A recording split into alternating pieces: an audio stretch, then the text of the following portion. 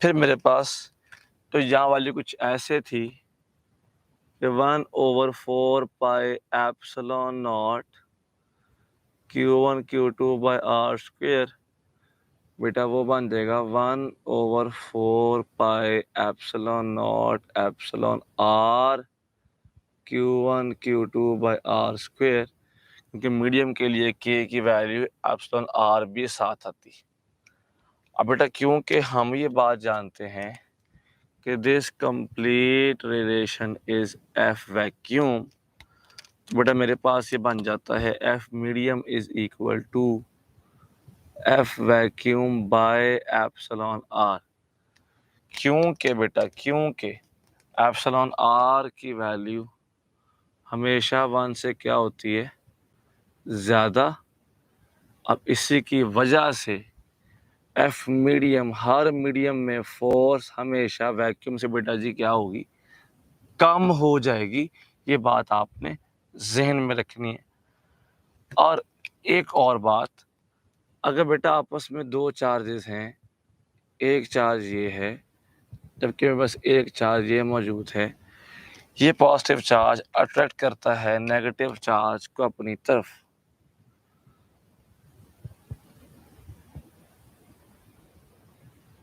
This is F12, जबकि this negative charge is also attracting this positive charge F21। बेटा जी ये बन जाएगा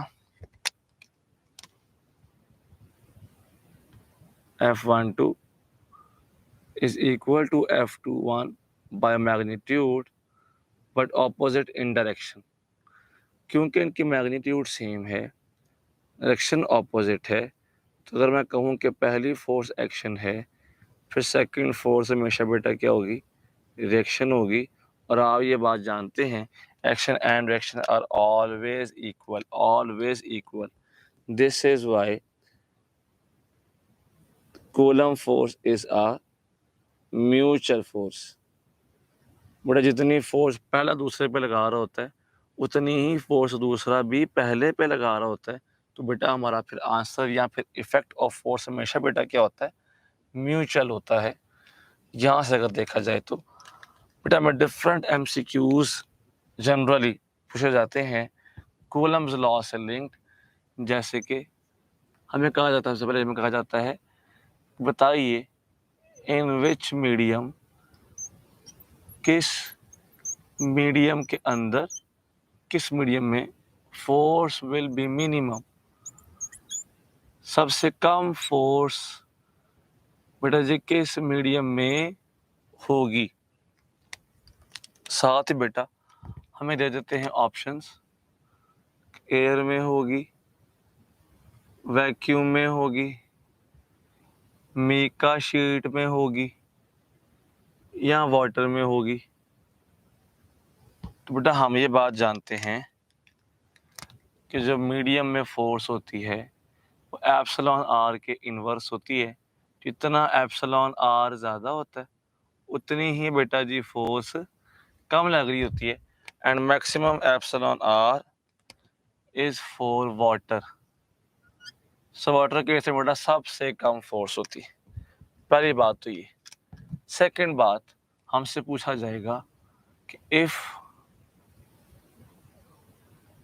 बोथ चार्जेस आर डबल्ड, अगर बेटा जी दोनों चार्जेस को हम डबल कर दें एंड सेपरेशन इज हाफ्ड, और सेपरेशन को हाफ कर दें, तो बेटा जी फिर फोर्स कितनी होगी, बताएं फिर फोर्स क्या होगी। क्या फोर्स डबल हो जाएगी, 16 हो जाएगी, 8 टाइम्स हो जाएगी, या सेम रहेगी पहले की निस्बत। तो हम सिंपल कह रहे होते हैं कि फोर्स के फार्मूला के अंदर बेटा both charges are doubled and separation is halved, r/2 का स्क्वायर बन जाता है r²/4, 2 to 4, और बेटा 4 4 क्या हो जाएगा, 16 times of F। So answer is beta. Question बेटा ऐसे ही पूछा जा सकता है कि if one charge is doubled, if one charge is doubled and separation is 1/4, force will be। सिर्फ एक चार्ज डबल किया है, सेपरेशन 1/4 हो गई है, उससे फोर्स 8 टाइम्स हो जाएगी, 16 टाइम्स हो जाएगी, 32 टाइम्स हो जाएगी, या 64 टाइम्स स्टूडेंट्स फोर्स हो जाएगी। तो नोट कीजिएगा ज़रा, फोर्स इज इक्वल टू के, सिर्फ एक चार्ज को डबल किया है, जबकि साथ ही स्केयर आ गया तो r/4 का स्केयर होता है r² / 16, 16 चला गया ऊपर, सो 16 × 2 इज इक्वल टू 32 टाइम्स। हमें स्टूडेंट्स फोर्स यहाँ पे 32 टाइम्स स्टूडेंट्स हो जाएगी। अच्छा, क्वेश्चन ऐसे भी स्टूडेंट्स पूछा जा सकता है, which of following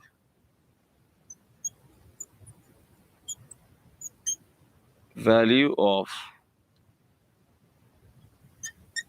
epsilon r is correct। कौन सी स्टूडेंट्स वैल्यू एप्सिलॉन r की बिल्कुल ठीक है?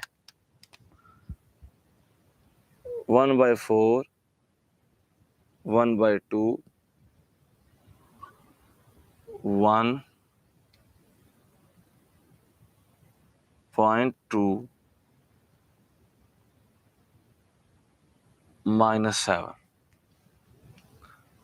स्टूडेंट्स हम ये बात जानते हैं, एप्सिलॉन r को हमेशा 1 से ज़्यादा होना चाहिए for any other medium except vacuum. 1/4, 1/2 and -7 is less than 1, so correct answer is Charlie, 1/2। Next students question कुछ ऐसे है,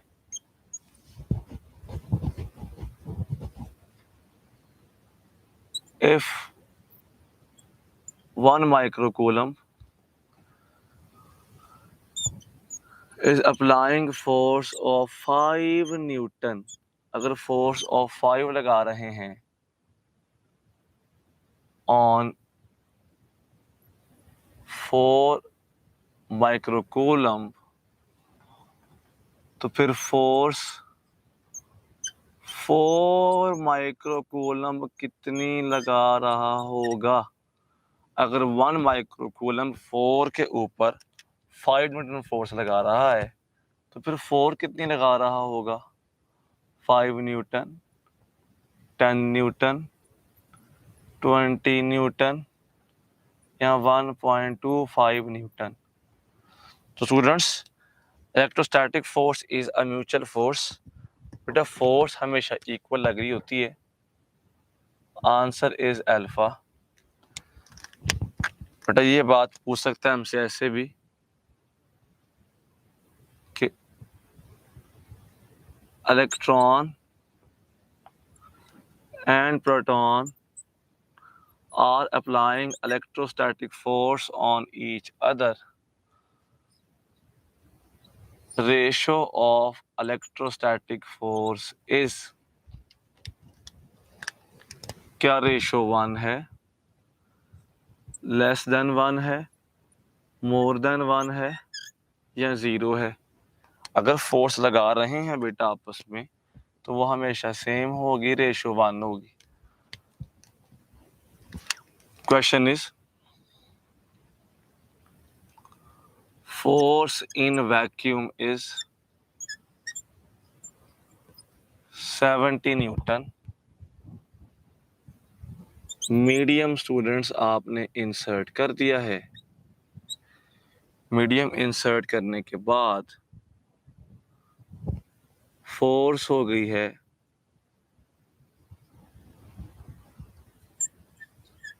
10 न्यूटन। बताएं एप्सिलॉन आर की वैल्यू क्या है। क्या वैल्यू 1 है, 2 है, 5 है कि 7 है। हम जानते हैं epsilon R is equal to F vacuum by F medium. F vacuum is 70, F medium is 10, answer will be 7. So 7 is the correct option. Students एक लास्ट बात सुन लीजिएगा, कूलम लॉ एप्लीकेबल होता है स्टैटिक चार्जेस पे। दोनों static हों लाजमी नहीं होता, कोई एक भी स्टैटिक हो तो काम चल जाता है। जैसे एटम के अंदर इलेक्ट्रॉन और प्रोटॉन के दरमियान में कूलम्स फोर्स एक्ट कर रही होती है, हालांकि इलेक्ट्रॉन इज नॉट स्टैटिक, लेकिन क्योंकि प्रोटॉन स्टैटिक है तो कूलम लॉ एप्लीकेबल है। सेकंड बात, कूलम फोर्स के लिए जो डिस्टेंस है स्टूडेंट्स, उसको 10 पावर माइनस 15 मीटर से ज़्यादा होना चाहिए। डिस्टेंस को ज़्यादा होना चाहिए 10 पावर माइनस 15 मीटर से, तो फिर एप्लीकेबल होगा स्टूडेंट्स। इससे कम डिस्टेंस पर न्यूक्लियर फोर्स एप्लीकेबल हो जाती है, कूलम फोर्स एप्लीकेबल नहीं होती। स्टूडेंट्स ये था आपका आज का लेक्चर, अपना ख्याल रखिएगा, बहुत शुक्रिया।